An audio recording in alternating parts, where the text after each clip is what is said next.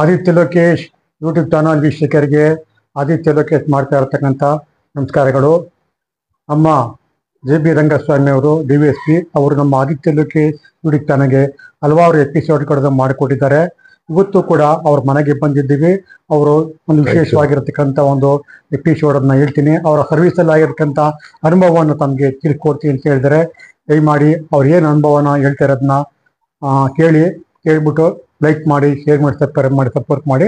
ನಮಸ್ಕಾರ ವೀಕ್ಷಕರಿಗೆ. ಇವತ್ತು ಯಾವ ಒಂದು ಪ್ರಕರಣದ ಬಗ್ಗೆ ತಿಳಿಸ್ಕೊಡ್ತೀವಿ, ದಯಮಾಡಿ ತಿಳ್ಕೊಡಿ. ಅಲ್ಲ, ಇತ್ತೀಚೆಗೆ ನಾನು ದರ್ಶನ್ ಅವರ ಪ್ರಸಂಗ ಕುರಿತಾಗೆ ಮತ್ತು ಅದೇ ರೀತಿಯಲ್ಲಿ ಯಾವುದೋ ಒಂದು ಸಣ್ಣ ತಪ್ಪಿನಿಂದಾಗಿ ದೊಡ್ಡ ಮರ್ಡರ್ ಕೇಸ್ನೇ ಫೇಸ್ ಮಾಡಿ ಅವರ ಇಡೀ ಜೀವನ ಹಾಳು ಮಾಡ್ಕೊಳ್ಳಂತ DCP ಸೋಮಶೇಖರ್ ಅವ್ರ ಬಗ್ಗೆ ಆ ಒಂದು ಇನ್ಸಿಡೆಂಟ್ ನಾನು ಹೇಳಿದ್ದೆ.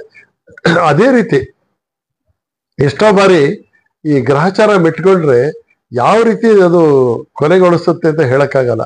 ನೀವು ಒಳ್ಳೆಯವರೇ ಆಗಿರಿ, ನಿರಪರಾಧಿನೇ ಆಗಿರಿ, ಅಥವಾ ಬೇರೆ ಇದಿರ್ಬೋದು, ಈ ಸರ್ಕಮ್ಸ್ಟೆನ್ಸ್ ಸನ್ನಿವೇಶಗಳ ಶಿಶು ಹೇಗೆ ಆಗ್ತಾನೆ ಅಂತ ಹೇಳಿ ಯಾರ ಬಗ್ಗೆನೂ ನಾವು ಹೇಳಕ್ಕಾಗಲ್ಲ. ಅಂಥದ್ದೊಂದು ಘಟನೆ ನೀವು ಹಿಂದಿನ ಎಪಿಸೋಡಲ್ಲಿ ಕೇಳಿದ ಪ್ರಶ್ನೆಗೆ ಮುಂದುವರಿಕೆಯಾಗಿ ನಾನು ಹೇಳ್ತಾ ಇದ್ದೀನಿ. ಆ ಥರದ್ದು ಒಂದು ಘಟನೆ. ನಮ್ಮವರೇ ಒಬ್ರು ಪೊಲೀಸ್ ಅಧಿಕಾರಿ, ಅವರು ತಮ್ಮ ಮಗಳು, ಒಬ್ಬಳೇ ಮಗಳು, ಅದ್ಧೂರಿಯಾಗಿ ಮದುವೆ ಮಾಡ್ಕೊಡ್ತಾರೆ ಒಬ್ಬ ಡಾಕ್ಟರ್ಗೆ.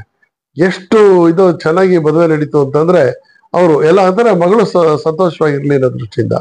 ಆತನು ಡಾಕ್ಟ್ರು, ಸರಿ, ಅವನನ್ನ ಮದುವೆ ಮಾಡಿಕೊಟ್ಟು ಎಲ್ಲ ಆಗಿರುತ್ತೆ. ಅವನು ಏನೋ ಕಾರಣಕ್ಕೆ ಮುರಿಸ್ಕೊಂಡಂಗಿರುತ್ತೆ. ಅವ್ನಿಗೆ ಏನ್ ಬೇಕು ವರದಕ್ಷಿಣೆ ಅಂತೆ, ಅದಂತೆ ಇದಂತೆ ಎಲ್ಲನೂ ಕೊಟ್ಟು ಮಾಡಿದಂತ ಮದುವೆ ಅದು. ಆದ್ರೆ ಅವ್ನು ಯಾಕೋ ಈ ತರ ಅಸಮಾಧಾನ ಆಗಿದ್ದಾನೆ ಅಂತಾನೆ ಗೊತ್ತಿಲ್ಲ. ಏನೋ ಮುರಿಸ್ಕೊಂಡಂಗೆ ಏನೋ ಒಂಥರ ಇರ್ತಾನೆ. ಇಲ್ಲ ಅಂತ ಹೇಳಿದ್ರೆ ಅವನು ಏನೋ ಕಾರಣಕ್ಕೆ ಮುರಿಸ್ಕೊಂಡು ಮನೆ ಬಿಟ್ಟು ಹೊಟ್ಟೋಗ್ಬಿಡ್ತಾನೆ ನೈಟೋ. ಇವ್ರು ಯಾಕೆ ಹೋದ ಇವನು? ಅದು ಹಳೆ ಮೈಯ ಮುಗಿಸ್ಕೊಳ್ಳೋದ್ರೆ ಉಂಟಾ? ಈಗ ಮಗ ಮುನಿಸ್ಕೊಂಡ್ರೆ ಪರವಾಗಿಲ್ಲ, ಹೋಗಲ್ಲ ಅಂತಾನೆ ಕರಿಬಹುದು. ಆದ್ರೆ ಅಳಿಯ ಅಂದ್ರೆ ಅಳಿಯದವನು ಚಿರಂಜೀವಿ, ಅವನು ಮುನಿಸ್ಕೊಂಡ್ರೆ ಉಂಟೆ? ಇವರು ಪಾಪ ಗಾಬರಿ ಪಟ್ಕೊಂಡು ಹೊಡ್ತಿರ್ತಾರೆ. ಆಗ ವಿಷಯ ಗೊತ್ತಾಗುತ್ತೆ. ಅವನು ಬೆಂಗಳೂರಿನಲ್ಲಿ DJ ಆಸ್ಪತ್ರೆಯಲ್ಲಿ ಇನ್ಪೇಷಂಟ್ ಆಗಿ ಅಡ್ಮಿಟ್ ಆಗಿದ್ದಾನೆ. ಅವನು ಏನೋ ವಿಚಾರಕ್ಕೆ ಬೇಜಾರು ಮಾಡ್ಕೊಂಡು ಅವನ ಕೈನ ಈ ಮಣಿಕಟ್ಟು ಇದರಲ್ಲಿ ನರ ಕೊಯ್ಕೊಂಡು ಅಡ್ಮಿಟ್ ಆಗಿದ್ದಾನೆ, ಆತ್ಮಹತ್ಯೆಗೆ ಪ್ರಯತ್ನ ಪಟ್ಟು ಅಂತ. ಇವರಿಗೆ ಗಾಬರಿ ಬಿದ್ದೋಗ್ಬಿಡ್ತಾರೆ. ಈಗೇನೋ ಮದುವೆ ಮಾಡ್ಕೊಟ್ಟಿದೀವಿ, ಇದು ಹೀಗಾಗೋಯ್ತಲ್ಲ ಅಂತ ಹೇಳಿ. ಅವಾಗ ಅವ್ರೇನ್ ಮಾಡ್ತಾರೆ, ಬೇರೆ ಒಂದು ವೆಹಿಕಲ್ ಮಾಡ್ಕೊಂಡು ಎಲ್ಲ ಸ್ವಲ್ಪ ಹಿರಿಯರನ್ನೆಲ್ಲ ಒಂದು 4-5 ಜನ ಕರ್ಕೊಂಡು ಆಸ್ಪತ್ರೆಗೆ ಅವ್ರು ಹೋಗ್ತಾರೆ. ಅವರು ಪೊಲೀಸ್ ಅಧಿಕಾರಿನೇ. ಸೊ ಅಲ್ಲಿ ಹೋಗಿ ನೋಡಿದಾಗ ಅವನು ಏನಕ್ಕೆ ಮುನಿಸ್ಕೊಂಡಿದ್ದಾನೆ ಅನ್ನೋದು ಗೊತ್ತಾಗಲ್ಲ. ಆಮೇಲೆ ಇವ್ರಿಗೆ ಸ್ವಲ್ಪ ಗೊತ್ತಾಗತ್ತೆ. ಈ ಹುಡುಗಿಯ ಇವರ ಬಾಮೈದ ಅಂದ್ರೆ ಇವ್ರ ಹೆಂಡತಿ ತಮ್ಮ, ಅವನ ಜೊತೆ ಈ ಹುಡುಗಿ ಸೋದರ ಮಾವ ಅಂತ ಸ್ವಲ್ಪ ಸಲಿಗೆ ಆಗಿರುತ್ತೆ. ಅವನೇನೋ ಮದುವೆ ಮನೆ ಅಂತ ಹೇಳಿ ಚೂರು ತಮಾಷೆ ಮಾಡಿರ್ತಾನೆ. ಇವ್ರು ಇದನ್ನ ಎಳೆಮಯ್ಯ ವಿಪರೀತವಾಗಿ ತಿಳ್ಕೊಂಡ್ಬಿಟ್ಟು ಅದನ್ನ ಆಕ್ಷೇಪಿಸ್ತಾನೆ. ಆ ಹುಡುಗಿ ಹೇಳುತ್ತೆ, ಅವ್ನ ಸೋದರ ಮಾವ ನಮ್ಮ ಸ್ವಂತ ತಾಯಿ ತಮ್ಮ, ಅವ್ನ್ ಬೇಕಕ್ಕೆ ಮದುವೆಗೋಸ್ಕರ ಅವ್ನು ಕೀಟ್ಲೆ ಮಾಡ್ತಾನೆ ಅಷ್ಟೇನೆ ಅಂತ ಹೇಳಿದ್ರು. ಇವನ್ಗೆ ಏನೋ ಇದಾಗೋಗ್ಬಿಡುತ್ತೆ, ವಿಪರೀತವಾಗಿ ತಗೊಂಡು ಮುನಿಸ್ಕೊಂಡು ಹೊಟ್ಟೋಗ್ಬಿಟ್ಟಿರ್ತಾನೆ. ಅದಷ್ಟೇ ಅಲ್ದಲ್ಲೇ ಆತ್ಮಹತ್ಯೆಗೂ ಟ್ರೈ ಮಾಡಿರ್ತಾನೆ. ಆಮೇಲೆ ಗೊತ್ತಾಗುತ್ತೆ ಇವನು ಈ 2-3 ಸರಿ ಆ ರೀತಿ ಆತ್ಮಹತ್ಯೆ ಮಾಡ್ಕೊಂಡಿದ್ದ. ತುಂಬಾ ಸೆನ್ಸಿಟಿವ್ ಅಂದ್ರೆ ತಿಕ್ಕಲ ಅಂತಾನೆ, ಇನ್ನೇನಿಲ್ಲ. ಅದು ಬರೀ ತಿಕ್ಕಲ್ ತರ ಆಡ್ತಿರ್ತಾನೆ. ಇವ್ರು ಮಾಡ್ಕೊಂಡಿದ್ದಾನೆ ಅಂತ ಈ ಆಸ್ ಎ ಪೊಲೀಸ್ ಆಫೀಸರ್ ಇವ್ರಿಗೆ ಒಂದು ಗೊತ್ತಿದೆ. ಏನು ಅಂದ್ರೆ ಈ ಆತ್ಮಹತ್ಯೆ ಮಾಡ್ಕೊಳ್ಳೋರು ಒಂದೇ ಸರಿ ಮಾಡ್ಕೊಳ್ಳಲ್ಲ. ಅಟೆಂಪ್ಟ್ ಮಾಡೋದು ಆಮೇಲೆ ಯಾವಾಗಲೂ ಒಂದ್ಸರಿ ಅಂತಿಮವಾಗಿ ಆತ್ಮಹತ್ಯೆನೇ ಮಾಡ್ಕೊಳ್ತಾರೆ. ಹಾಗೆ ಇರಲ್ಲ. ಇದೆಲ್ಲ ಇವನು ಆತ್ಮಹತ್ಯೆ ಟೆಂಡೆನ್ಸಿ ಇದೆ ಇವನಿಗೆ ಅಂತ ಅಂದಾಗ ಇವರು ಎಲ್ಲ ಹತ್ತಿರದ 4-5 ಜನ ಹಿರಿಕರನ್ನ ಕರ್ಕೊಂಡು ಬೆಂಗಳೂರಿಗೆ ಹೋಗ್ತಾರೆ. ಹೋಗಾದ್ಮೇಲೆ ಆಸ್ಪತ್ರೆಯಲ್ಲಿ ನೋಡಿದ್ರೆ ಬ್ಯಾಂಡೇಜ್ ಹಾಕೊಂಡು ಇರ್ತಾನೆ. ಅವನಿಗೆಲ್ಲ ಸಮಾಧಾನ ಮಾಡಿ, ಏನಪ್ಪಾ ನೀವು ಇಷ್ಟು ಬುದ್ಧಿವಂತರು, ನಾವು ಡಾಕ್ಟರ್ ಆಗಿರೋ ಅಂತವ್ರು, ನೀವೇ ಹೀಗೆ ಮಾಡ್ಕೊಂಡ್ರೆ ಹೇಗೆ, ಬನ್ನಿ ಎಲ್ಲ ಸರಿ ಹೋಗುತ್ತೆ ಅಂತ ಹೇಳಿ ಕರ್ಕೊಂಡು ಹೋಗ್ತಾರೆ. ಡಾಕ್ಟರ್ ಹೇಳ್ತಾರೆ, ಇಲ್ಲ ಅಡ್ಮಿಷನ್ ಇನ್ನು 2 ದಿನ ಇರ್ಬೇಕಾಗತ್ತೆ ಅಂತ. ಇಲ್ಲ ಸರ್, ನಾವು ಅಲ್ಲಿ ಕರ್ಕೊಂಡೋಗಿ ಫರ್ದರ್ ಟ್ರೀಟ್ಮೆಂಟ್ ಕೊಡಿಸ್ತೀವಿ ಅಂತ ಹೇಳಿ ಇವರು ಡಿಸ್ಚಾರ್ಜ್ ಮಾಡಿಸ್ಕೊಳಕ್ ಹೋಗ್ತಾರೆ. Much against the doctor's advice ಅವನ್ನ ಡಿಸ್ಚಾರ್ಜ್ ಮಾಡಿ ಕಳಿಸ್ಕೊಟ್ಟು ಅಂತ ಮಾಡ್ಬಿಡ್ತಾರೆ. ಅಲ್ಲಿ ಅವನ ತಂಗಿ ಮತ್ತು ತಾಯಿ ಇರ್ತಾರೆ, ಆ ಹುಡುಗನ ತಾಯಿ. ಅವ್ರಿಗೂ ಸಮಾಧಾನ ಹೇಳಿ ಇವೆಲ್ಲ ಸರಿಪಡಿಸೋಣಂತೆ, ಪಾಪ ಏನೋ ಬೇಜಾರು ಮಾಡ್ಕೊಂಡಿದ್ದಾರೆ, ಹಾಗೆ ಹೇಗೆ ಅಂತ ಹೇಳಿ ಕರ್ಕೊಂಡ್ ಬಂದ್ಬಿಡ್ತಾರೆ. ಆಮೇಲೆ ರಸ್ತೆಯಲ್ಲಿ ಬರ್ಬೇಕಾದ್ರೆ ಅವ್ನಿಗೆ ಏನೇನೋ ಅಡ್ವೈಸ್ ಮಾಡ್ತಾರೆ. ಅಡ್ವೈಸಿನ ಜೊತೆಗೆ ಅವರು ತಿಕ್ಕಲ್ ತರ ಆಡ್ತಾರೆ ನೋಡಿ, ಗದರ್ಸಿದ್ರು ಇರ್ಬೋದು. ಮನೆಗೆ ಬಂದಾದ್ಮೇಲೆ ಒಳ್ಳೆ ಔತಣನೇ ಆಗತ್ತೆ. ಸರಿ ಮಲ್ಕೊಳಪ್ಪ, ಬೆಳಗ್ಗೆ ಎಲ್ಲ ಮಾತಾಡೋಣಂತೆ ಅಂತ ಹೇಳಿ ಅವನಿಗೊಂದು ರೂಮ್ ಕೊಟ್ಟು ಎಲ್ಲ ಮಲ್ಕೊಳ್ತಾರೆ. ನೋಡಿದ್ರೆ ಬೆಳಗ್ಗೆ ನೋಡಿದ್ರೆ ಆಸಾಮಿ ಪತ್ತೇನೇ ಇಲ್ಲ. ಎಲ್ಲಿ ಹೋಗ್ಬಿಟ್ಟಪ್ಪ ಬೆಳಗ್ಗೆ ಎದ್ದು ಅಂತ ಇವರು ಅಲ್ಲಿ ಇಲ್ಲಿ ನೋಡ್ತಾರೆ, ಎಲ್ಲರೂ ವಾಕಿಂಗ್ ಹೋಗಿರ್ಬೋದು, ಇದಿರ್ಬೋದು ಅಂತ ಸುಮ್ಮನಾಗ್ತಾರೆ. 10 ಗಂಟೆ ಆದ್ರೂ ಕಾಣಿಸೋದೇ ಇಲ್ಲ. ಅಷ್ಟೊತ್ತಿಗೊಂದು ಸುದ್ದಿ ಬರುತ್ತೆ, ಅವ್ರ ಮನೆಗೆ ಒಂದು 2 ಫರ್ಲಾಂಗ್ ದೂರದಲ್ಲಿ ರೈಲ್ವೆ ಟ್ರ್ಯಾಕ್ ಇರುತ್ತೆ, ಅಲ್ಲಿ ಯಾರೋ ಒಬ್ಬ ಸಿಕ್ಕಾಕೊಂಡು ಸತ್ತೋಗಿದಾರಂತೆ ಅಂತ ಸುದ್ದಿ ಬರುತ್ತೆ. ಇವ್ರು ಆಮೇಲೆ ಏನಪ್ಪ ಇದು ಅಂತ ಹೇಳಿ, ಯಾಕಂದ್ರೆ ಹಳೆ ಮಯ ಓಡೋಗಿದ್ದಾರೆ, ಸೂಸೈಡಲ್ ಟೆಂಡೆನ್ಸಿ ಇರೋರು, ಏನಪ್ಪಾ ಅಂತ ಅಲ್ಲಿ ಹೋಗಿ ನೋಡಿದ್ರೆ ಬೆಡ್ಶೀಟ್ ಇವ್ರ ಮನೆದೇ ಬೆಡ್ಶೀಟ್. ಇವ್ರು ಇಲ್ಲಿ ನೋಡಿದ್ರೆ ಇಲ್ವೇ ಇಲ್ಲ. ನೋಡಿದ್ರೆ ಅವನು ಮನೆಯಿಂದ ಬೆಡ್ಶೀಟ್ ತಗೊಂಡೋಗಿರ್ತಾನೆ, ಇವ್ರ ಮನೆದೇ ಬೆಡ್ಶೀಟ್ ಸುತ್ತುವರೆದಂತ ಒಂದು ಡೆಡ್ ಬಾಡಿ ಬಿದ್ದಿರುತ್ತೆ, ಇದು ತಲೆ ಹಾಗೆ ಇರುತ್ತೆ. ಹೀಗಾಗಿ ಅವನೇನೆ ಆತ್ಮಹತ್ಯೆ ಮಾಡ್ಕೊಂಡಿದ್ದಾನೆ ಅಂತ ಹೇಳಿ. ಸರಿ, ಅಲ್ಲಿಂದ ಸುದ್ದಿ ಗೊತ್ತಾಗುತ್ತೆ. ಹುಡುಗನ ತಂದೆ ತಾಯಿ ಅವರು ಎಲ್ಲ ಬರ್ತಾರೆ, ಬಂದು ಅವ್ರು ಕೇಸೇ ಕೊಟ್ಬಿಡ್ತಾರೆ. ಅಲ್ಲಿ ಡಾಕ್ಟರ್ ಹತ್ರ ಅಲ್ಲಿ ಬೇಡ ಅಂದ್ರು ಡಾಕ್ಟ್ರು, ಆದ್ರೂ ಕೂಡ ಅಲ್ಲಿ ಅವರ ಇದ್ರ ಅಗೇನೆಸ್ಟ್ ಇದ್ ಮಾಡ್ಕೊಂಡು ಸೈನ್ ಹಾಕ್ಬಿಟ್ಟು ಕರ್ಕೊಂಡು ಹೋದ್ರು. ಇಲ್ಲಿ ಕರ್ಕೊಂಡ್ಬಂದವನ್ನ ಮರ್ಡರ್ ಮಾಡಿ ಆಮೇಲೆ ತಂದು ರೈಲ್ವೆ ಟ್ರ್ಯಾಕಿಗೆ ಎಸ್ತಿದ್ದಾರೆ ಅಂತ ಹೇಳಿ ಕೊಲೆ ಕೇಸೇ ಕೊಟ್ಬಿಡ್ತಾರೆ. ತಗೊಳ್ಳೇಬೇಕಲ್ಲ, ನಾ ಮಾಡಿರ್ಲಿಲ್ಲ ಅದು ಇದು ಅಂತ ಯಾವ ಕಥೆನೂ ಅಲ್ಲಿ ಬರೋ ಹಾಗೆ ಇಲ್ಲ. ಸರ್ಕಮ್ಸ್ಟೆನ್ಸಸ್ ಪರ್ಫೆಕ್ಟ್ ಆಗಿದೆ. ಇವನು ಅಲ್ಲಿಂದ ಡಾಕ್ಟ್ರು ಹೇಳಿದ್ರು ಕೂಡ ಅವ್ರನ್ನ ಡಿಸ್ಚಾರ್ಜ್ ಮಾಡ್ಕೊಂಡು ಕರ್ಕೊಂಡ್ ಬಂದಿದ್ದಾನೆ ಅಂತಂದ್ರೆ ಕೊಲ್ಲಕ್ಕೋಸ್ಕರನೇ ಕರ್ಕೊಂಡ್ ಬಂದಿದ್ದಾನೆ. ಅದ್ರ ರಿಸಲ್ಟ್ ಅದೇ ತಾನೆ, ಅರೆಸ್ಟ್ ಆಗೇ ಹೋಯ್ತು. ಆಮೇಲೆ ಇವ್ರು ಏನೇನೇ ಪ್ರಯತ್ನ ಪಟ್ರು ಬೈಲು ಸಿಕ್ಕಲೇ ಇಲ್ಲ ಅವ್ರಿಗೆ. ಯಾಕೆ ಅಂತಂದ್ರೆ ಒಬ್ಬ ಪೊಲೀಸ್ ಅಧಿಕಾರಿ ಇಂಥದ್ದೊಂದು ಕ್ರೈಮ್ ಅಲ್ಲಿ ಇದಾಗಿದ್ರೆ ಅವನಿಗೆ ಎನ್ಹ್ಯಾನ್ಸ್ಡ್ ಪನಿಷ್ಮೆಂಟ್ ಅಂತ, ಈಗ 7 ವರ್ಷ ಜೈಲ್ ಇದ್ರೆ 10 ವರ್ಷ ಜೈಲ್ ಹಾಕ್ತಾರೆ. ಪೊಲೀಸ್ ಅಧಿಕಾರಿಯಾಗಿದ್ಕೊಂಡು ಕಾನೂನು ಬಲ್ಲವನಾಗಿದ್ದು ಕಾನೂನ ಪಾಲನೆ ಮಾಡೋ ಅಂತವನು ಈ ರೀತಿ ಮಾಡಿದ್ದಾನೆ ಅಂತಂದ್ರೆ ಅದು ಘೋರ ಅಪರಾಧಕ್ಕೆ ಸಮ ಅದು. ಹೀಗಾಗಿ ಅವನಿಗೆ ಬೇಲ್ ಸಿಕ್ಕದೇ ಇಲ್ಲ. ಆಮೇಲೆ ಏನೇನೋ ಕೋರ್ಟ್ ಎಲ್ಲ ನಡೆಯುತ್ತೆ, ನಡೆದಾದ್ಮೇಲೆ ಶಿಕ್ಷೆ ಪ್ರಕಟ ಆಗುತ್ತೆ. ಯಾಕೆಂದ್ರೆ ನಿಸ್ಸಂದೇಹವಾಗಿ ಇವರೇ ಕೊಲೆ ಮಾಡಿದ್ರು, ಇವರೇ ಕರ್ಕೊಂಡು ಹೋಗಿದ್ರು. ಕರ್ಕೊಂಡು ಬಂದು ಮನೆಗೆ ಕರ್ಕೊಂಡ್ ಬಂದಾದ್ಮೇಲೆ ಅಲ್ಲಿ ಸಾಯಿಸ್ಬಿಟ್ಟು ಆಮೇಲೆ ಡೆಡ್ ಬಾಡಿನ ಇವ್ರ ಮನೆ, ಇವ್ರದೇ ಮನೆ ಬೆಡ್ಶೀಟ್ ಅಲ್ಲಿ ಹಾಕಿ ರೈಲ್ವೆ ಟ್ರ್ಯಾಕ್ ಹಾಕಿದ್ದಾರೆ ಅಂತ ಬಂದ್ಬಿಡ್ತು. ಈಗ ರೈಲ್ ಅದ್ರ ಮೇಲೆ ಹೊಟ್ಟೋಗಿದ್ರೆ ಗಜ್ಜಿ ಬಿಜ್ಜಾಗಿ ಹೋಗ್ಬಿಟ್ಟಿರುತ್ತೆ. ಇವ್ರು ಯಾವ ವೇಟ್ ಹೊಡೆದಿದ್ರು, ಮೊದ್ಲು ಯಾವ ವೇಟ್ ಇತ್ತೋ, ಅಥವಾ ರೈಲ್ವೆ ಚಕ್ರ ಹೋಗಿದ್ರಿಂದ ಯಾವ ವೇಟ್ ಆಯ್ತೋ ಗೊತ್ತಿಲ್ಲ. ಯಾಕಂದ್ರೆ ಟ್ರೈನಿಗೆ ಬಿದ್ಬಿಟ್ರೆ ಎಳ್ಕೊಂಡು ಹೋಗ್ಬಿಡುತ್ತೆ, 100 ಅಡಿ 500 ಅಡಿ ಎಳ್ಕೊಂಡು ಹೋಗುತ್ತೆ. ಆ ತರ ಆಗಿ ಇವ್ರಿಗೆ ಶಿಕ್ಷೆ ಆಗುತ್ತೆ. ಎಲ್ಲರಿಗೂ ಆದ್ರೆ ಜೀವಾವಧಿ ಶಿಕ್ಷೆ ಕೊಡ್ಬೇಕು, ಆದ್ರೆ ಇವ್ರಿಗೆ ಸಾಯುವವರೆಗೆ ಜೀವಾವಧಿ ಶಿಕ್ಷೆ ಅಂತ ಆಗ್ಬಿಡುತ್ತೆ. ಏನು ಫಾಲ್ಟ್ ಇಲ್ಲ, ಆಗೋಗ್ಬಿಡುತ್ತೆ. ಯಾಕೆಂದ್ರೆ ಇದನ್ನ ನಾವು ಗ್ರಾಚಾರ ಆಗ್ಬೇಕಾಗತ್ತೆ. ಯಾವ ತರನೂ ಅವ್ರು ಬಿಡಿಸ್ಕೊಳಕ್ ಆಗ್ಲೇ ಇಲ್ಲ. Just because he was A police officer ಈ ತರದೊಂದು ಇನ್ಸಿಡೆಂಟ್ ನಡೀತು. ಆಮೇಲೆ ಎಲ್ಲ ಸುಪ್ರೀಂ ಕೋರ್ಟ್ ತನಕ ಹೋಗಿ ಆಮೇಲೆ ಅವರು ಶಿಕ್ಷೆ ಪ್ರಮಾಣ ಕಡಿಮೆ ಮಾಡಿಸ್ಕೊಂಡು ಸುಮಾರು 14 ವರ್ಷ ಪೂರ್ಣಾವಧಿ ಜೈಲು ಅನುಭವಿಸೇ ಆಚೆ ಬಂದ್ರು. ಆದ್ರೆ ಇಷ್ಟು ಬರೋದ್ರೊಳಗೆ ಮನೆ ಮಠ ಇದ್ದಿದ್ದೆಲ್ಲನೂ ಮಾರ್ಕೊಂಡು ದಿನ ಸ್ಥಿತಿಗೆ ಬಂದೋದಂಗಾಯ್ತು. ಆಮೇಲೆ ಇವ್ರು ಮರ್ಡರ್ ಕೇಸಲ್ಲಿ ಇನ್ವಾಲ್ವ್ ಆಗಿದ್ರು ಅಂತ ಕೆಲಸದಿಂದಲೂ ಡಿಸ್ಮಿಸ್ ಆಗಿದ್ರು. ನಿಜವಾಗಿ ಅವ್ರು ಮಾಡಿದ್ರ ಅಂತಂದ್ರೆ ದಟ್ ವಾಸ್ ನೋ, ಸಾಧ್ಯನೇ ಇಲ್ಲ. ಸರ್ಕಮ್ಸ್ಟೆನ್ಸಸ್, ಪರಿಸ್ಥಿತಿಯ ಶಿಶು ಒಬ್ಬನ್ನ ಹೇಗೆ ತಗೊಂಡೋಗಿದೆ, ಒಂದು ದುರಂತಕ್ಕೆ ತಳ್ಳುತ್ತೆ ಅನ್ನೋದಕ್ಕೆ ಇದು ನಾನು ಕಣ್ಣಾರೆ ಕಂಡಂತ ಒಂದು ಸಾಕ್ಷಿ. ಇದು ಸಂಗತಿ. ಇದೇ ತರ ಇನ್ನೊಂದು ಇನ್ಸಿಡೆಂಟ್ ನಡೆಯುತ್ತೆ. ನಾನು ಹಿಂದೆ ಯಾವುದೋ ಒಂದು ಎಪಿಸೋಡ್ ಅಲ್ಲಿ ನಿಮ್ಮ ಹತ್ರ ಪ್ರಸ್ತಾಪ ಮಾಡಿದ್ದೆ. ಅದೇನು ಅಂತಂದ್ರೆ ಇದೇ ಮಂಡಿ ಮಹಲದಲ್ಲಿ, ನಾನು ತುಂಬಾ ವಿಸ್ತರಿಸಲ್ಲ, ಹೇಗೆ ಪರಿಸ್ಥಿತಿಯ ಶಿಶುಗಳಾಗಿ ಅವರು ತಾವು ಮಾಡದೇ ಇರೋಂಥ ತಪ್ಪಿಗೆ ಹೇಗೆ ಭಾಗಿಯಾಗ್ತಾರೆ ಅನ್ನೋದಕ್ಕೆ. ಇಲ್ಲಿ ಯಾವುದೋ ಬೆಂಗಳೂರಿನಿಂದ ಒಂದು ಶ್ರೀಮಂತ ಕುಟುಂಬದ ಹುಡುಗಿ, ಮುಸ್ಲಿಮ್ಸ್ ಇದು, ಇಲ್ಲಿಯ ಒಬ್ಬರು ಶ್ರೀಮಂತರಿಗೆ ಮದುವೆ ಮಾಡಿಕೊಟ್ಟಿರ್ತಾರೆ. ಅದೇನೋ ಹುಡುಗ ಹುಡುಗಿಗೆ ಅಂತ ಹೊಂದಾಣಿಕೆ ಆಗಲ್ಲ. ಅವ್ರಿಗೆ ಗಂಡ ಮತ್ತೆ ಅವನ ತಮ್ಮ ಮನೆಯಲ್ಲಿ ಇರ್ತಾರೆ. ತಂದೆ ತಾಯಿ ತುಂಬಾ ವಯಸ್ಸಾದವರು, ಹುಟ್ಟ ಶ್ರೀಮಂತರು, ವಯಸ್ಸಾದವರು, ಹಜ್ ಯಾತ್ರೆಗೆ ಹೋಗಿ ಬಂದಿದ್ರು ಅಂತ ಹಾಜಿ ಅಂತಾನೆ ಅವ್ರಿಗೆ ಕರೀತಾ ಇರ್ತಾರೆ. ಇಂಥ ಒಂದು ಗೌರವಸ್ಥ ಕುಟುಂಬ. ನೋಡಿದ್ರು ಒಂದಿನ ಏನಾಗುತ್ತೆ, ಹುಡುಗ ಹುಡುಗಿಗೆ ಸರಿ ಇಲ್ಲ ಅಂತ ಹೇಳಿ 2-3 ಸರಿ ಪಂಚಾಯತಿ ಆಗಿರುತ್ತೆ.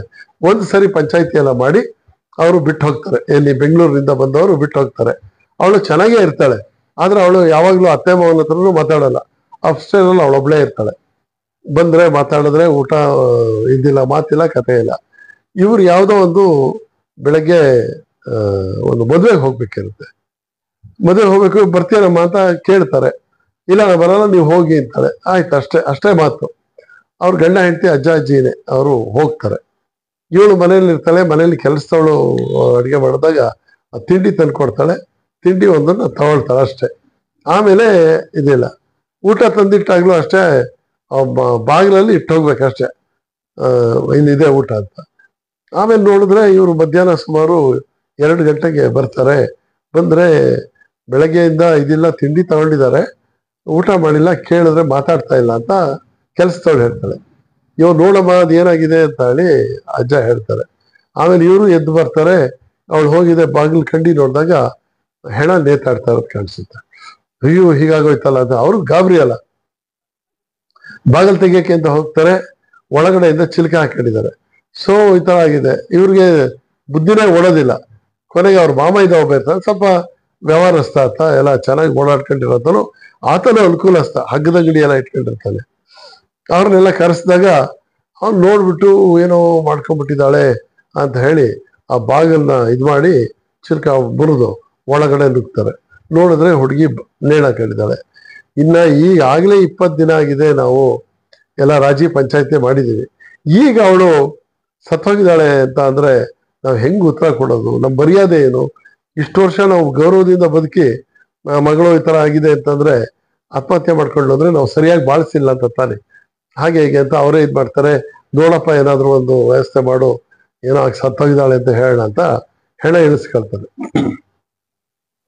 ಇವ್ರಿಗೆ ಅದೇನು ಹೆಣ ಎತ್ತಕ್ಕಾಗ್ಲಿ ಮಾಡಕ್ಕಾಗ್ಲಿ, ಅಜ್ಜಿ ಅಂತೂ ಮೆಟ್ಲು ಹತ್ತಕ್ಕೆ ಆಗಲ್ಲ ಅವ್ರಿಗೆ, ಯಾಕೆಂದ್ರೆ ಕಾಲಿಂದನೇ ಸಮಸ್ಯೆ ಇರುತ್ತೆ. ಅವನೇ ಭಾವ ಇಬ್ರು ಸೇರ್ಕೊಂಡು ಆ ಸೊಸೆದನ್ನ ಇದನ್ನ ಇಳಿಸ್ತಾರೆ. ನೋಡಿದ್ರೆ ನಾಲ್ಗೆ ಈ ತರ ಆಚೆ ಬಂದಿರುತ್ತೆ. ಅಷ್ಟೊತ್ತಿಗಾಗ್ಲೇ ರಿಗರ್ ಮಾರ್ಟಿಸ್ ಅಂತ ಬಂದ್ಬಿಟ್ಟಿರುತ್ತೆ. ಈ ರಿಗರ್ ಮಾರ್ಟಿಸ್ ಅಂತಂದ್ರೆ ಈ ಹೆಣ ಯಾರೋ ಮನುಷ್ಯ ಸತ್ ಹೋಗಿದ ತಕ್ಷಣನೇ ಹೆಣ ಕೊಳೆಯಕ್ ಶುರು ಆಗುತ್ತೆ. ದಟ್ ಈಸ್ ಡಿಕಂಪೋಸಿಷನ್ ಅಂತ. ನಾವ್ ಅನ್ಕೊಳ್ತೀವಿ ಸತ್ತು ಎಷ್ಟೋ ವಾಸನೆ ಬಂದ್ಮೇಲೆ ಕೊಳೆಯೋದು ಅಂತಲ್ಲ. ದ ವೆರಿ ಮೊಮೆಂಟ್ ಸಾವು ಅಂದ್ರೇನು? ಜೀವ ಕಣಗಳೆಲ್ಲ ನಿಷ್ಕ್ರಿಯ ಆಗಿ ಉಸಿರಾಟ ನಿಂತು ಜೀವ ಕಣಗಳೆಲ್ಲ ನಿಷ್ಕ್ರಿಯ ಆಗ್ಬೇಕು. ಯಾಕಂದ್ರೆ ಉಸಿರಾಟ ನಿಂತಿದ ತಕ್ಷಣನೇ ಸತ್ತಿದ್ದಾನೆ ಅಂತ ಹೇಳಕ್ಕಾಗಲ್ಲ. ಒಂದೊಂದು ಜೀವ ಕಣ, ಯಾಕಂದ್ರೆ ಎಷ್ಟೋ ಸರಿ ಮೂವ್ಮೆಂಟ್ ಇರೋದು ನೋಡ್ತೀವಿ ನಾವು. ಸತ್ತೋದಾಗ್ಲೇ 8 ಗಂಟೆ ಆಗಿರುತ್ತೆ, ಹಿಂಗೆ ಕಣ್ಣೇನೋ ಆಡದಂಗೆ ಇದೆಲ್ಲ ಚಲನೆಗಳಾಗಿರ್ತವೆ. ಇನ್ನು ಪೂರ್ತಿ ಎಲ್ಲವೂ ಬಾಡಿ ನಿಷ್ಕ್ರಿಯ ಆಗಿರೋದಿಲ್ಲ. ಅದಕ್ಕೆ ಒಂದು 8 ಅವರ್ಸ್ ಬೇಕು. ಇವ್ರು ಹೋಗಿ ಬಂದು ಇದೆಲ್ಲ ಮಾಡೋದ್ರೊಳಗಾಗ್ಲೇ 8 ಅವರ್ಸ್ ಮುಗಿದೋಗ್ಬಿಟ್ಟಿರುತ್ತೆ. ಬಾಡಿ ಸೆಳೆತ ಬಂದು ಎಲ್ಲ ತಣ್ಣಗೆ ಆಗೋಗ್ಬಿಟ್ಟಿರುತ್ತೆ ಬಾಡಿ. ಇವನು ಅದನ್ನ ನಾಲ್ಗೆ ಆಚೆ ಬಂದ್ಬಿಟ್ಟಿತ್ತಲ್ಲ, ಒಳಗ್ ತಳ್ಳಕ್ಕೆ ಅಂತ ಬಹಳ ಟ್ರೈ ಮಾಡ್ತಾನೆ, ಅದು ಹೋಗಲ್ಲ. ಇನ್ ನಾಲ್ಗೆ ಆಚೆ ಇದ್ದು ಹಿಂಗಿರೋದನ್ನ ತೋರಿಸ್ಬಿಟ್ರೆ ನಮ್ಮ ಅಷ್ಟೇ ಮಾನ ಮರ್ಯಾದೆ ಎಲ್ಲ ನಿಕಾಲ್ ಮಾಡ್ತಾರೆ. ಏನ್ ಮಾಡೋದು?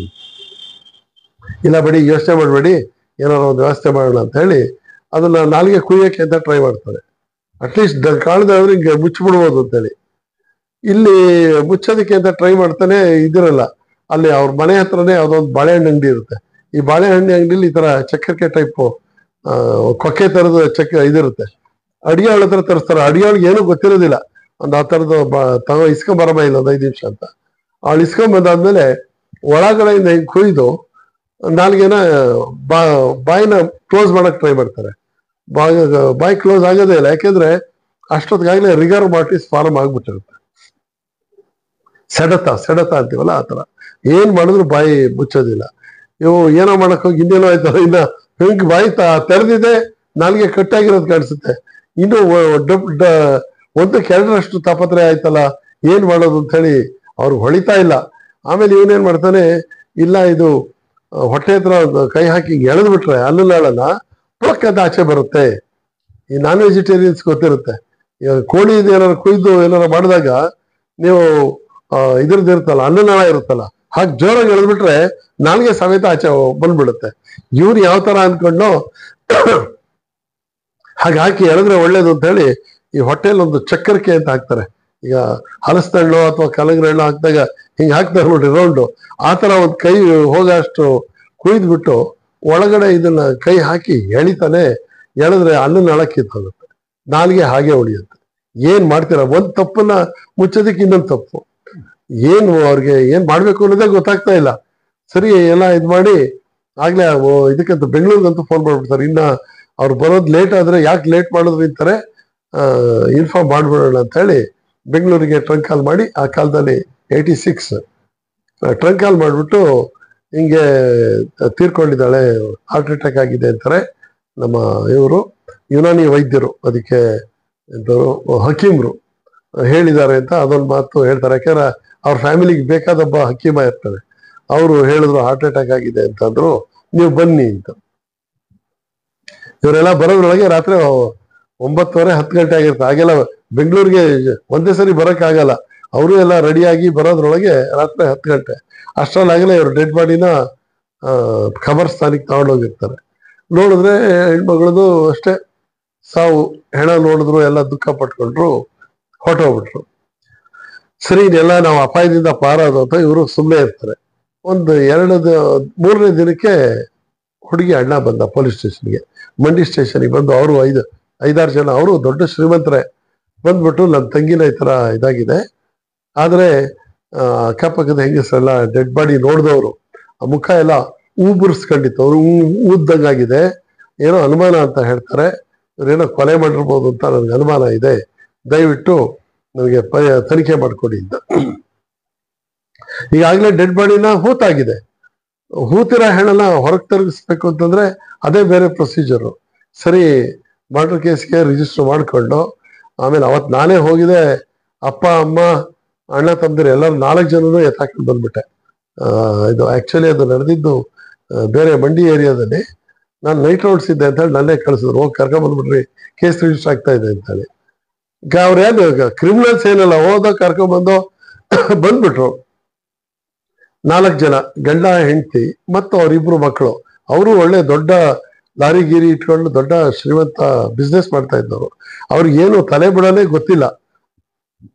ಆಕ್ಚುಲಿ ಅವ್ರ ಗಂಡನಿಗೆ ಕೂಡ, ಹುಡುಗಿ ಗಂಡನಿಗೆ ಅವಳನ್ನ ಈ ತರ ಸತ್ತೋಗಿದ್ಲು, ನೇಣ ಕಂಡು ಸತ್ತೋಗಿದ್ಲು, ಈ ತರ ಎಲ್ಲ ಮಾಡಿದೀವಿ ಅಂತ ಅದು ಅವನಿಗೂ ಗೊತ್ತಿರಲ್ಲ. ಹಾರ್ಟ್ ಅಟ್ಯಾಕ್ ಆಗಿ ಸತ್ತೋಗಿದ್ದಾರೆ ಅಂತ ಇವ್ರು ಹೇಳಿದ್ರು, ಅವರು ನಂಬಿಟ್ಟು ಸುಮ್ಮನಾಗ್ಬಿಟ್ಟಿದ್ದ.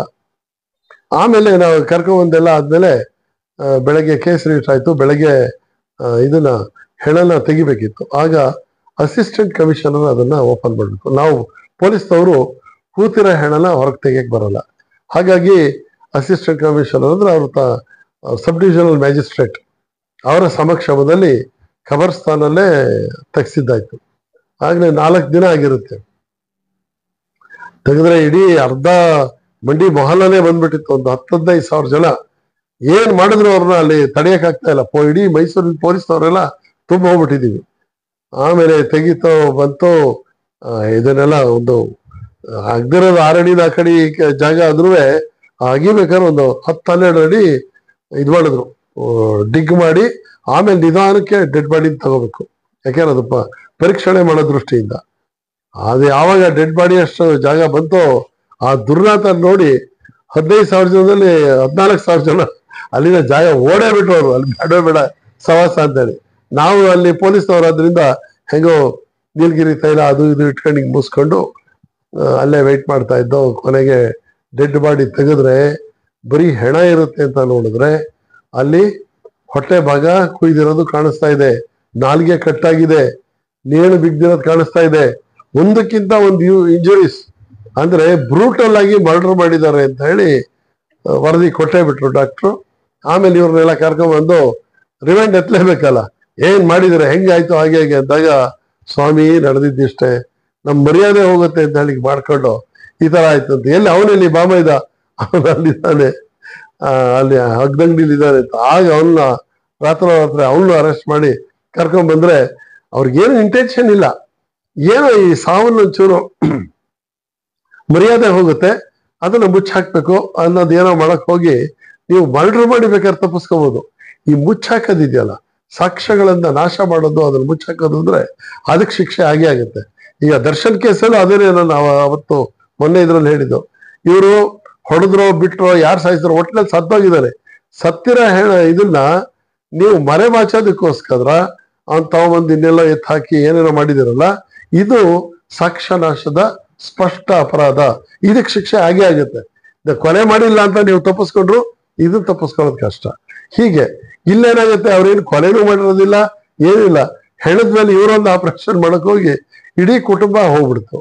ಆದ್ರೆ ಎಲ್ಲದಕ್ಕಿಂತ ತುಂಬಾ ಬೇಜಾರಾಗುತ್ತೆ ಏನಂದ್ರೆ, ಆಮೇಲೆ ನಾವೆಲ್ಲ ನೋಡಿದ್ರು, ನಮ್ಮ ಆಫೀಸರ್ಸು ಎಲ್ಲ ಅದನ್ನ ನೋಡಿ ಕನ್ವಿನ್ಸ್ ಆಯ್ತು, ಎಸ್ ಇವ್ರು ಹೇಳಿರೋ ತರನೇ ಆಗಿದೆ ಅದು. ಇಲ್ದಾದ್ರೆ ಯಾರು ಹೊಟ್ಟೆ ಭಾಗಕ್ಕೆ ಚಕ್ರಕ್ಕೆ ಹಾಕಿ ಗಾಯ ಮಾಡೋಂಥದ್ದು ಏನಿಲ್ಲ. ಆಮೇಲೆ ಬರೀ ನಾಲ್ಗೆ ಅಷ್ಟು ಕಟ್ಟಾಗಿದೆ, ಅದು ಅದೇನೆ, ಎರಡು ಒಂದಕ್ಕೊಂದಕ್ಕೆ ಹೋಲಿಕೆ ಆಗುತ್ತೆ. ಬಟ್ ನಮಗೆ ಕನ್ವಿನ್ಸ್ ಆಯ್ತು ನಿಜ, ಆದ್ರೆ ನಾವು ಅದೇ ರೀತಿ ಹೇಳಕ್ಕಾಗತ್ತಾ? ನಮ್ಮ ಕೇಸ್ ಪ್ರಕಾರ ಅವರು ಕೊಲೆ ಮಾಡಿದ್ದಾರೆ, ಈ ತರ ಬ್ರೂಟಲ್ ಹತ್ಯೆ ಮಾಡಿದ್ದಾರೆ ಅಂತಾನೆ ನಾವು ಕೇಸ್ ತಗೊಂಡಿದ್ದು. ಆವಾಗ ಅದೇನಿದ್ರು ಅವರು ಕೋರ್ಟಲ್ಲಿ ಏನಾದ್ರು ಮಾಡ್ಕೋಬೇಕು ಅಂತ ಹೇಳಿ ಎಲ್ಲ ಚಾರ್ಜ್ ಶೀಟ್ ಆಯ್ತು. ಅವ್ರು 4 ಜನನು ಬಂದಿದ್ದು 5 ಜನನು ಸಮಾನ ಉದ್ದೇಶ ಅಂತ ಹೇಳಿ ಕೇಸ್ ಆಗಿದ್ದಾಯ್ತು.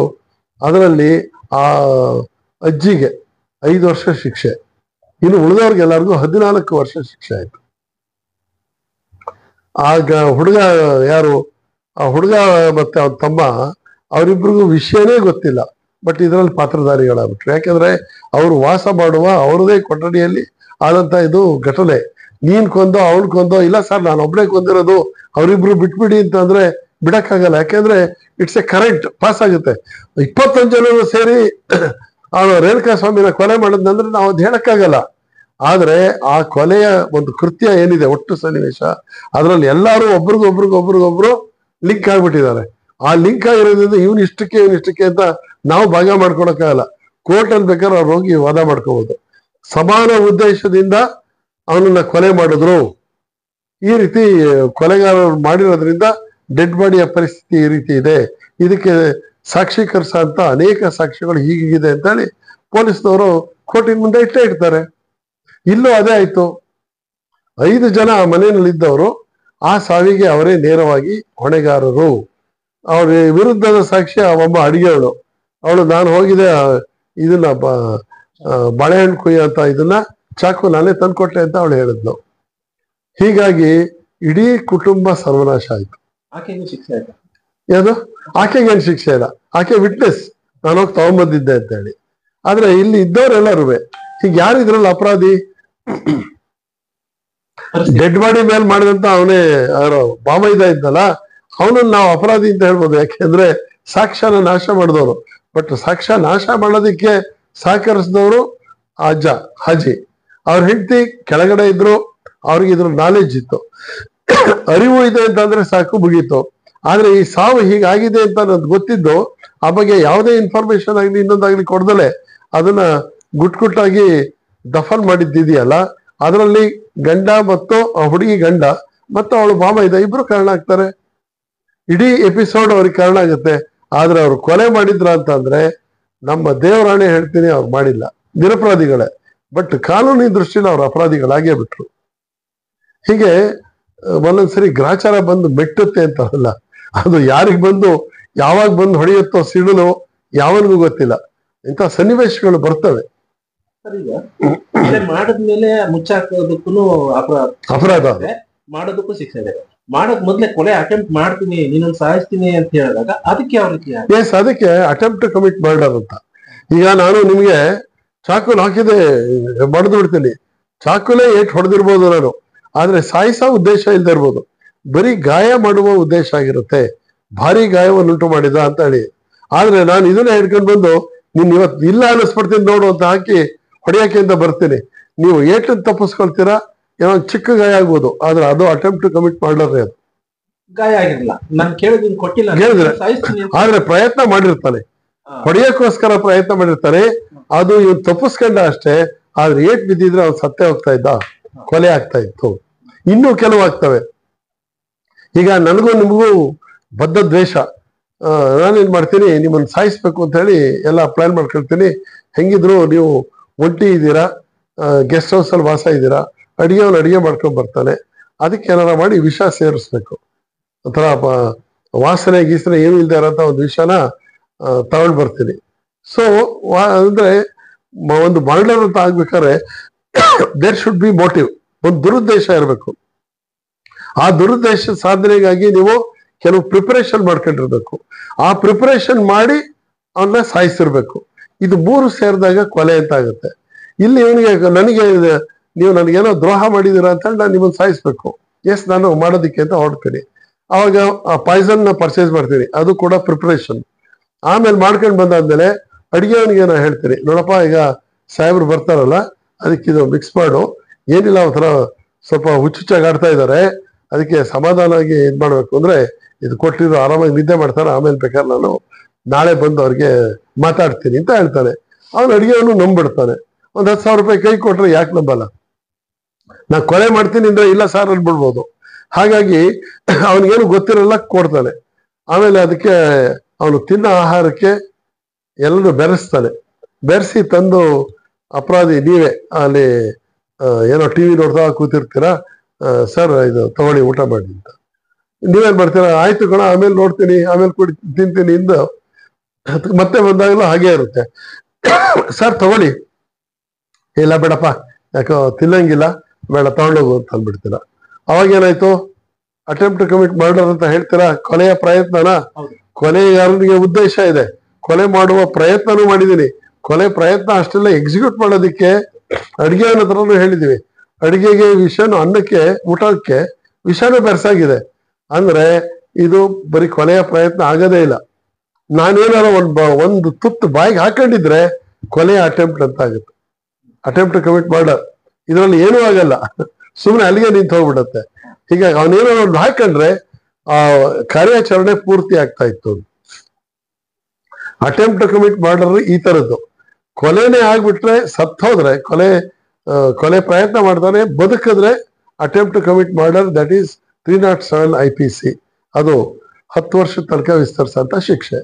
ಸತ್ತೇ ಹೋದ್ರೆ ಜೀವಾವಧಿ ಶಿಕ್ಷೆ, 14 ವರ್ಷದಿಂದ ಸಾಯೋ ತನಕನೂ ಶಿಕ್ಷೆ ಆಗ್ಬೋದು, ಇಲ್ಲ ಗಲ್ಲು ಶಿಕ್ಷೆನೂ ಆಗ್ಬೋದು. ಈ ತರ ಕೊಲೆಗಳಲ್ಲೂ ಬೇರೆ ಬೇರೆ ವಿಧಾನಗಳಿದೆ. ಇಲ್ಲಿ ಇನ್ನೊಂದ್ ತರ ಆಗ್ತದೆ, ಮುಂದೆ ನಾನು ಬೇಕಾಗಿ ನೀನ್ ಕೊಡ್ಲಿಲ್ಲ ಅಂದ್ರೆ ನೀನು ಆಮೇಲೆ ಸಾಯಿಸ್ತೀನಿ, ನೀನ್ ಮುಂದಕ್ಕೆ ಸಾಯಿಸ್ತೀನಿ ಅಂತ ಹೇಳ್ತಾನೆ. ಆವಾಗ ಮುಂದೆ ಅದು ಕೊಲೆಯ ಬೆದರಿಕೆ ಆಗತ್ತಷ್ಟೇ. ಏನ್ ಹಿಂಗೆಲ್ಲ ಆಡ್ತಾ ಇದೀಯಾ, ಮುಗಿಸ್ಬಿಡ್ತೀನಿ ನೋಡು, ನಿನ್ನ ಸುಮ್ಮನೆ ಬಿಡಲ್ಲ, ನೀನ್ ಇಲ್ಲ ಅನ್ನಿಸ್ಬಿಡ್ತೀನಿ ಅಂತ ಅಂದಿದ್ರೆ ಅದು ಕೊಲೆಯ ಬೆದರಿಕೆ. ಸಾಯಿಸೇ ಬಿಟ್ರೆ ಇದು ಇನ್ನೊಂದು ಎವಿಡೆನ್ಸ್. ಅವಾಗ ಮುಂದೆ ಅಕಸ್ಮಾತ್ ಆಗುತ್ತೆ ಅನ್ನೋ ಮುನ್ನೆಚ್ಚರಿಕೆ ಇರ್ತದೆ ಎದುರಿಸ್ಕೊಂಡವನಿಗೆ. ಅವ್ನು ಯಾವ ರೀತಿ ಕಾನೂನು ರೀತಿ ಇಲ್ಲ, ಅವನು ಹಾಕ್ಬೋದು, ನನಗೆ ಈ ತರ ಕೊಲೆ ಬೆದರಿಕೆ ಹಾಕಿದ್ದಾನೆ ಅಂತಂದಾಗ 506 ಪ್ರಕಾರ ಅವನಿಗೆ ಕೇಸ್ ತಗೊಳ್ತಾರೆ.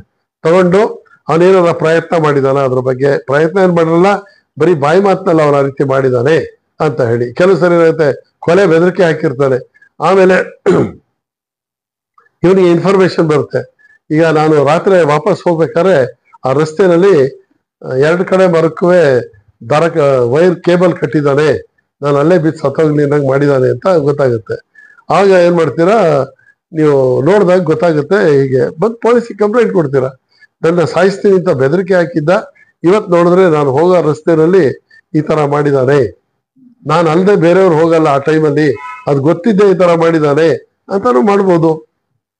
ಬೆದರಿಕೆಗೆ ಬೇಕು ಒಂದು ಬಲವತ್ತವಾದ ಕಾರಣ ಬೇಕಾಗತ್ತೆ. ಇನ್ ಕೆಲವು ಟೈಮ್ ಎದುರುಗಡೆ ವ್ಯಕ್ತಿ ನಾನು ಹೊಡೆದ್ರೆ ನಾನು ಸಿಗಾಕೋತೀನಿ, ಅದಕ್ಕೆ ಅವನೇ ನನ್ನ ಮೇಲೆ ಹೊಡಿಲಿ ಅಂತ ಪ್ರಚೋದನೆ ಮಾಡಿದಾಗ ಅದ್ಯಾವ ರೀತಿ ಆಗ್ಬೋದು? ಈಗ ಪ್ರಚೋದನೆ ಅವ್ನು ಮಾಡೋದೇನೋ ಬೇರೆ, ಆದ್ರೆ ನೀವು ಹೊಡೆದ್ರೆ ತಪ್ಪು ನಿಮ್ದೇ ಆಗುತ್ತೆ ಅಲ್ವೇ. ಪ್ರಚೋದನೆ ಅವ್ನು ಏನ್ ಬೇಕಾದ್ರೂ ಇದ್ ಮಾಡ್ಬೋದು, ಆದ್ರೆ ನಾವು ತಾಳ್ಮೆ ಕಳ್ಕೊಂಡು ನಮ್ಮನ್ನ ಎನ್ರೇಜ್ ಮಾಡಿ ಹೊಡೆಯಂಗ್ ಮಾಡಿಸ್ಕೊಂಡ್ರೆ ಅವಾಗ ಅವನ್ದೇನ್ ತಪ್ಪಾಗಲ್ಲ, ನೀವು ಎನ್ರೇಜ್ ಆಗಿ ಹೊಡೆದಿದ್ದು ತಪ್ಪಾಗುತ್ತೆ. ಇವಾಗ ನಾನು ಮುನ್ನೆಚ್ಚರಿಕೆ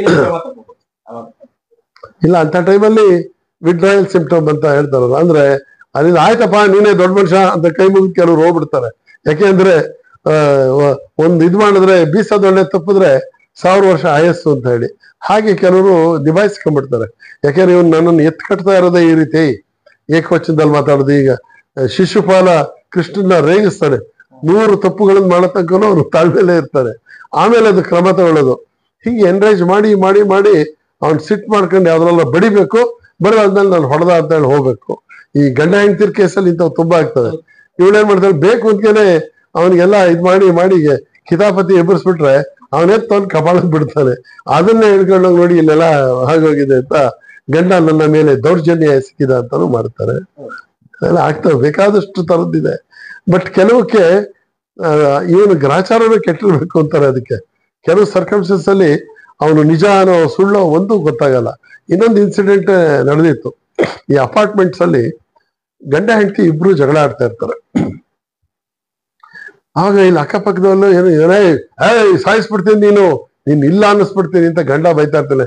ಸಾಯಿಸ್ತೇನೋ ಸಾಯಿಸೋ ಅಂತ ಹೇಳಿ ಅವಳು ಕಿರ್ಚ್ಕೊಂತ ಇರ್ತಾಳೆ. ಇದು ಅಕ್ಕಪಕ್ಕದ ಮನೆಯವ್ರ ಕಿವಿ ಕೇಳಿಸ್ತಾ ಇರ್ತೈತಿ, ದಿನ ಇವ್ರು ಜಗಳ ಆಡೋದು ಇಷ್ಟೇ ಅಂತೇಳಿ. ಆಮೇಲೆ ಏನಾಗುತ್ತೆ, ಸಾಯಿಸ್ತೇನೋ ಸಾಯಿಸೋ ಅಂತ ಹೇಳಿ ಅವಳು ಕಿವಿಗೆ ಲಾಸ್ಟ್ ಮಾತು. ಆಮೇಲೆ ಏನಾಗುತ್ತೆ, ಹೋ ಅಂತ ಕಿರ್ಚ್ಕೊಂಡ್ಬಿಡ್ತಾಳೆ ಅವಳು.